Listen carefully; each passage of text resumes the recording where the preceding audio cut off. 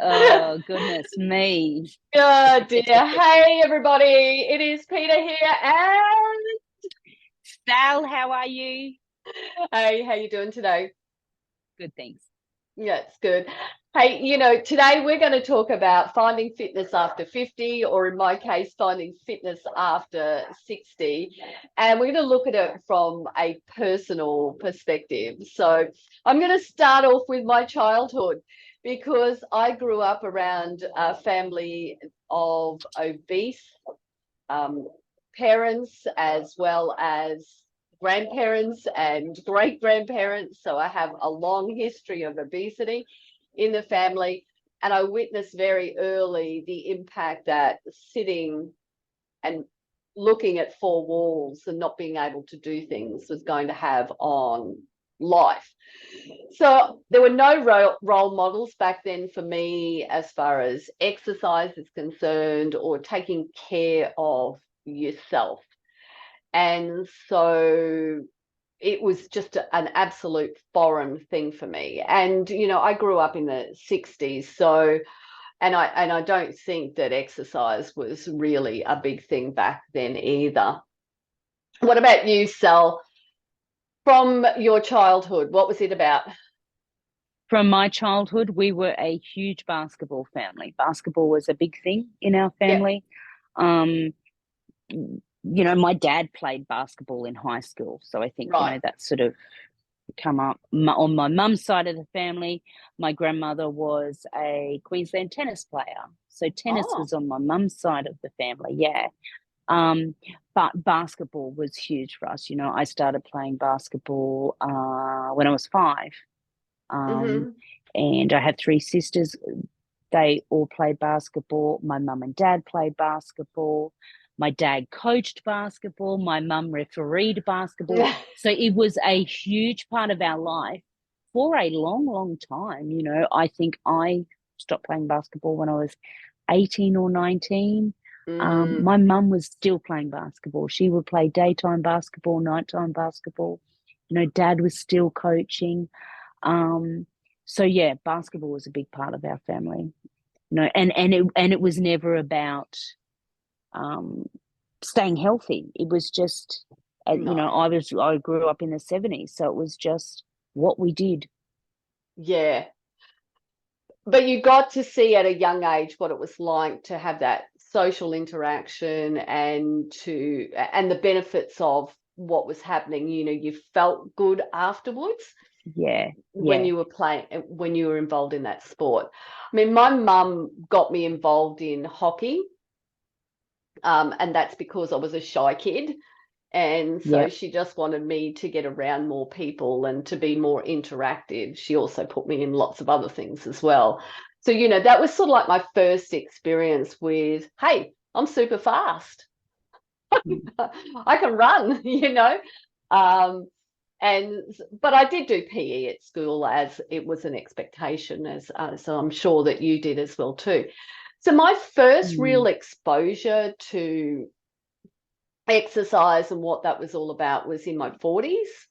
And that was because I had a health issue, had a couple of operations, went into menopause and suffered from all the impact that was going to have on my body. And I'm sure that you can talk at length about menopause, because Yes. I'm well and truly through that now. Um, but what it got me interested in was how my body was functioning. I started asking some friends about, what they were doing. None of them were really going through menopause, but it was more from the perspective of I was feeling bloated, uncomfortable in my clothes, putting on weight, all those standard things that happen, or pretty standard things anyway. Um, and so with that, I joined a gym, and when I went in, it was uncomfortable.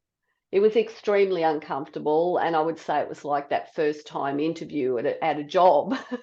And I felt like they didn't understand me, but I'd gone in, it was local, it was close to where I was. So I was determined I was going to do something. So it was all about, how I looked, which is a lot of people start that way in the first instance. And so from there, what happened was I started researching, what was great for menopausal women, and what my body was going through, and how to exercise, and started testing all these things out on myself. I got so interested in it that is when I started to go and get my qualifications in fitness, nutrition, mindset change, and that was like 20 years ago now. So there's been lots of different courses and certifications that I've done along the way as well too. But the one thing that stood out for me when I was at this gym was I got told it's just the way it is, but it doesn't have to be that way. So Sal, tell us a little bit about, how you got started into your fitness adventure. I would have been around 35. I had just had Olivia, and hit 98 kilos. Right. Yeah. I put on a lot of weight with all my pregnancies. Yeah. But Livy was, I hit 98 kilos, and it was like, okay, well, this is enough. And I remember that being the first time it was about how I felt. Back Right. in my early 20s, I would go and do the aerobic classes and the step classes and all those sort of things. But back then, I remember it was just because it was fun. I was going with a friend and we were having a laugh and all that sort of thing. It was fun. When it was 35, it was about how I felt, at 98 kilos. And I had never been 98 kilos in my life. I had been around that 54 kilos, 55 kilos. So my journey started not in the exercise part. My journey started in the weight loss. So it was about the nutrition and the food. And I did a well-known program. And probably about, I think maybe 3 or 4 months after I started that well-known program, we moved to Mount Isa. Now, for anybody that is not from Australia or not from Queensland, Mount Isa is up north. It's a mining town, very isolated. This was mid-2000s, so not a lot of, the internet wasn't, everything wasn't accessible on the internet. So it was very, very isolated. But I still had my books from this well-known program, and I thought, okay, I'm still going to follow them. And then that's when I added walking in. Okay, I'm going to take Olivia for a walk. So I'd walk into town. If I needed bread, milk, whatever, I'd walk into town, walk home. And then it would have been maybe 2 years. It would have been 18 months to 2 years that we moved back to Ipswich, and I had lost a considerable amount of weight. I lost, 30 kilos or whatever. And it was at that point I went, okay, I need something more. I'd been walking, I'd been running. I need something more. I'm going to try strength training. I'm going to join a gym. So for me, that was my turning point in. It wasn't about the social aspect or the funness that it was in my teens and my early 20s. It was flipping, and it was about my health and how I was feeling. Right. And I was feeling awful at 98 kilos, I had put on 44 kilos through just 3 pregnancies, and that can happen. But I can tell you, with my first pregnancy, it wasn't that I was sitting there gorging on, food and being crazy. That's not how women's bodies work, With my first pregnancy, I had morning sickness, morning, afternoon, and night for 9 months, So whatever went in was coming back out. you know, but it was just, oh my God, I'm 44 kilos heavier than when, you know, and between my first pregnancy and my last pregnancy, there's only 6 years.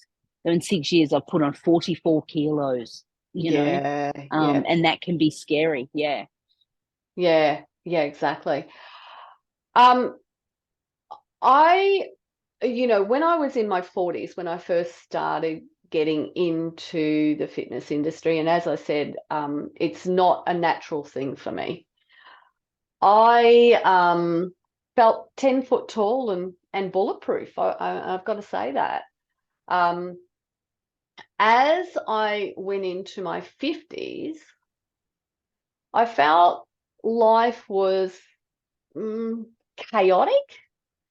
It felt also out of control and stressful. And it had nothing to do with the fact that I had turned 50 or that I was in my 50s. It was just life felt like that. And for lots of different reasons, I've got grandkids. I had ill parents as well. And so I'm sandwiched in between, both little people and older people, trying to help out and trying to also do what I needed to do for myself. And I'm just going to fast forward through a lot of those years and get to the pandemic. And I think with that, there were lots of other things that cropped up. We went from having in-person training sessions to being online as well too, and that all impacted the business. So there was, a lot of things going on that were from a personal perspective, a business perspective, an emotional perspective, family life, everything. So yeah, the 50s for me was just felt crazy. And there were lots of things going on. But what I started to notice towards the end here, and I turned 60 during the pandemic as well too. So what I started to notice was that I was feeling weaker. I was noticing things that I wasn't able to do.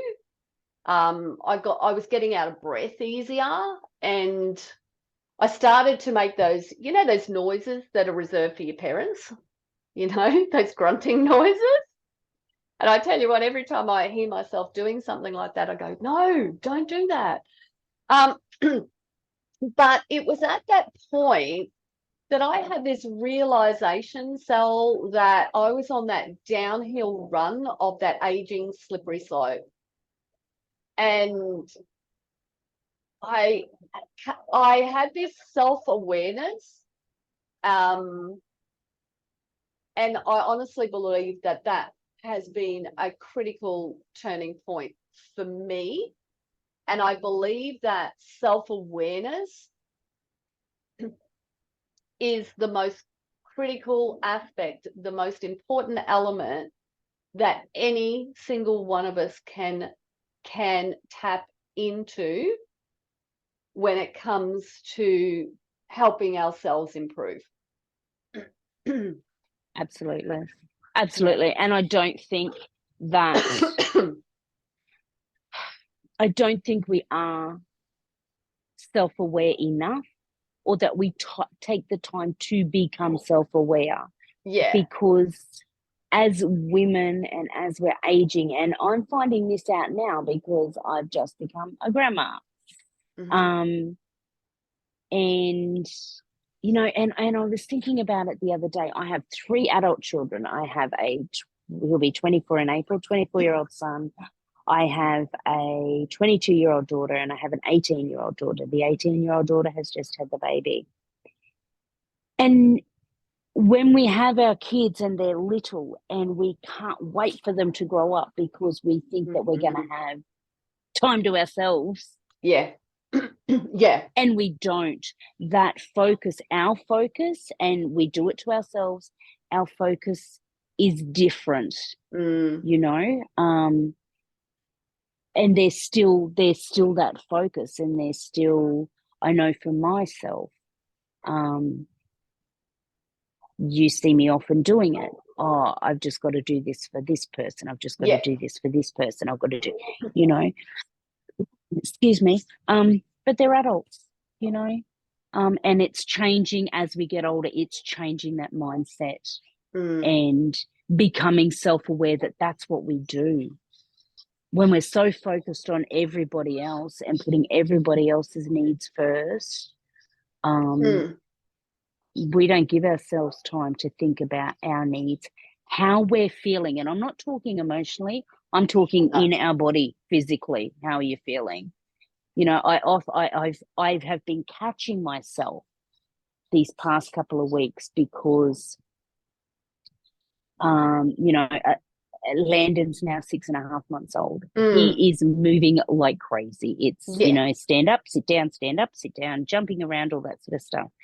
And Livy will give him to me and I'll be nursing him. And I'll look at her, and I had been saying to her, oh my God, you're giving him to the oldest person. Look, I'm 52 years old, Liv. Like, Mm. you know, I'm the grandma. I've started stopping myself from saying that because Oh that will be God. my mindset, you know. I'm the old Yeah. person. Why are you giving the baby to the old person? I don't feel Yeah. old, you know. So I've been stopping myself from saying that. And I think that's one way I have become self-aware. Yeah.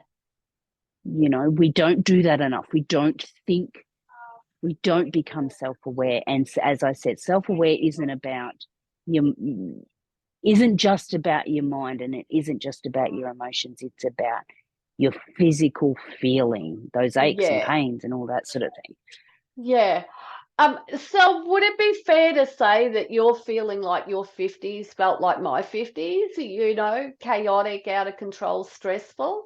I'm wondering Yeah, whether we all feel like that in this age period. I don't know for sure, but it's something that I'm certainly going to ask some of the ladies in our community about, you know, whether they feel that way too, it would because be it's interesting to know. Yeah, yeah, for sure. But I know that some of our newer ladies who have recently started with us have all said the same type of thing. You know, life is hectic. It just feels like I'm just trying to do this and I'm trying to do that and I'm trying to do everything else. So it's like, how do we stop life from feeling like that? And how do we slow ourselves down a little bit to ask those questions of ourselves? You know, is it important? Do I really need to do this? Do I really need to worry about this? Um, you know, so that we can make those 50s feel a little bit better than what maybe they are currently feeling they for us. Yeah. yeah, right now. You know, I look at Landon, you know, I look at becoming a grandmother. Yeah. And as I said, Livy was 18, she still lives at home. So there's that fourth child in the house. Yeah. Um, and I worry about him too, you Mm. know. Um, I I'm taking on I'm not taking on the responsibility, but he's still my responsibility down Yeah. the line, if you know what I mean, you I know. d Yeah. Um, yeah. You know, so whether that's making it a little bit more hectic, I don't know. It's just really, sorry, it's my cat now, Baz. Um, um, yeah, so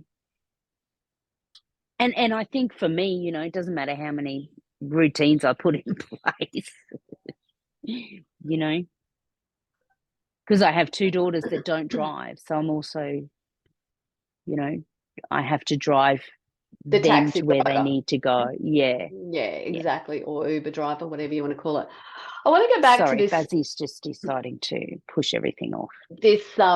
self-awareness stuff, because I think it gives us the ability to understand like our own thoughts, our own feelings, our behaviors, and how that impacts us, but not just how it impacts us, it's how it's impacting others. So in essence, we're getting a more accurate, honest perception of life, our experiences.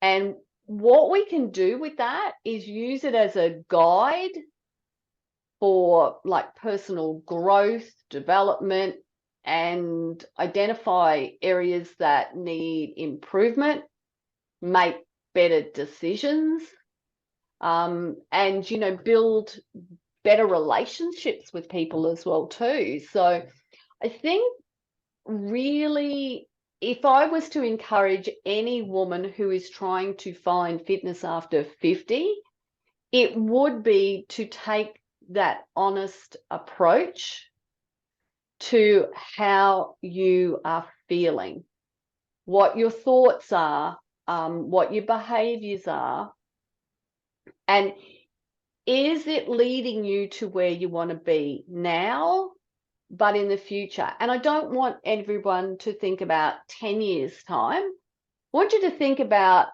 being a 90-year-old or above 90-year-old.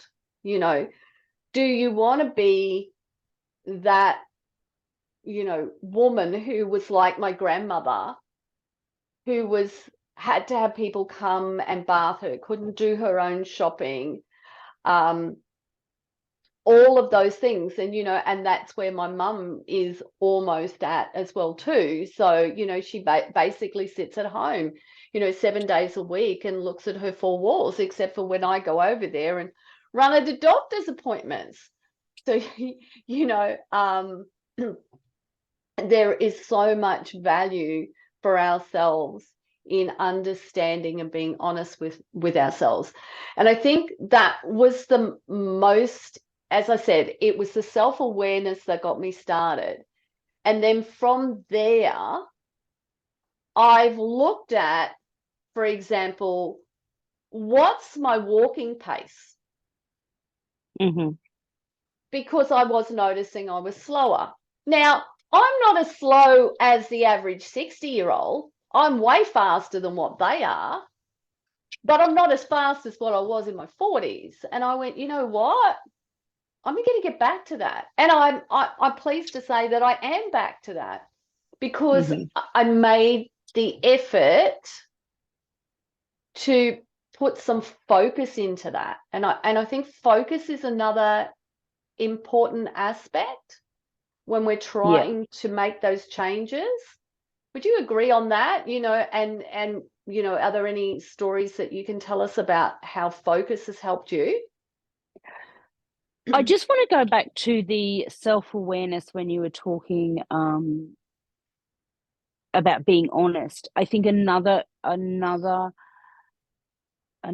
point that you, when you are becoming self-aware and that you need to be honest with, are your emotions. Oh, yeah. You Yeah. know, Mm-hmm. check in on those emotions and how you were feeling. Are you happy? Are you sad? Yeah. Are you angry? Are you resentful Yeah. for what's going on in your life? I think emotions, you know, I was talking before, I know I was talking before about, you know, not just your mind, but the physical part of it. But when you are checking in and doing that self-awareness, check in on those emotions. We Mm. tell people all the time, oh, I'm fine, I'm okay, I'm wonderful. Secretly inside you are screaming with anger and resentment because your life is so chaotic and you're not feeling the way you want to feel. You know, Yeah. I think that's a big thing to be honest about too. Yeah. But focus, you know, you were talking about your walking pace. My focus at the moment, and it has been for, I think I'm coming up to about 6 weeks, my fitness tracker. Yeah. This is what makes me focus the next day. I sit down every night. I check to see what my pace was, what my steps were, what my distance was. Yeah. It focuses me for the next day to beat Mm. those numbers. I only have to beat them by one. Yeah. It's not, oh, well, I need to do 3 extra kilometers the next day, or I've got to do an extra 10,000 steps the next day. The focus is just beating those numbers the next day. And if I only beat them by one, I'm happy. If I only beat those kilometers by 1 meter, I'm happy. Because Yeah. I've focused, and I focused on that next movement activity that I was doing. Yeah. Yeah. And as I said, I felt like, I was getting out of breath. And so I knew that it was some aspect of, cardio endurance that I needed to do. So I started to include, hills and stairs in everything I was doing. So that, and now, like I've literally cut my time in half getting up one part of the mountain. So, Yeah. and that is because I've just consistently kept at it. But that's only one aspect, because I was feeling weaker as well too. And so it was like, okay, I need to get back to lifting heavier weights. I need to do it more often than what I have been doing. And, I know in my 40s, I was lifting, 6 days a week. Um, and sorry, that was in my 40s. Did I say 40s? Yeah. And so what I've done now is I have got myself back to doing that again. But what I'm also started to focus on is, educating myself more on what needs to be done for my body so that I am that 90-year-old that I want to be. So what tests do I need to put myself through in order to know that I've got the power, the strength, the agility, all of those key elements, the flexibility, the mobility in my body. So what are the things that I need to do? What are the things that I need to assess to go, okay, this is where I'm the weakest. So these are the things that I need to focus on. Because as I'm moving further into my 60s, as I said, I want to, and I know that I'm well on my way to getting back to what I was in my 40s, because I've got, number one, I found the awareness. Number two, I found the focus and I'm measuring things. And number three, that I know why it's important to me. Absolutely. And I think people need to be aware that your journey and going up that mountain and doing that mountain in half the time is equal to my journey as what I'm doing in my focus every day. Yeah. So if you are starting out, don't go straight to Peta's mountain and how she's halved it. No. That's scary. That's scary stuff. Don't go to my journey of she's beaten her 5 kilos by a meter. There's no way I could do 5 kilometers. Yeah. That's scary. You have to find, as Peta said, self-awareness, focus, your why you're doing it. But it's one day at a time. And we all started, we were all beginners, and we are still beginners, as trainers. We're still beginners because we're always learning stuff. We're always researching stuff. always be a beginner, because if you're a beginner, you're going to, I feel that you're going to focus harder, and you are wanting it more as a beginner. If that makes sense. It totally makes sense. Go into each and every day with a beginner's mind. I'm starting something. What am I going to learn from this? And I mean, I see it so often in training sessions. The cat. Sorry, He's knocking it. Sorry, It's ladies. funny. Yeah. Yes, my cat. My cat wants where I've got my tripod. But we do see it in training sessions where we're just going through the motions, or we tell ourselves that's oh my goodness, that's sore, and we don't push through it. We just simply go, oh, I'll just take a break now. But ask yourself the question, why are you training? Do you actually know why you're doing it? Because I think there's a lot of people that, as they get into particularly more and more of the routine of doing exercise, it is becoming more of a habit.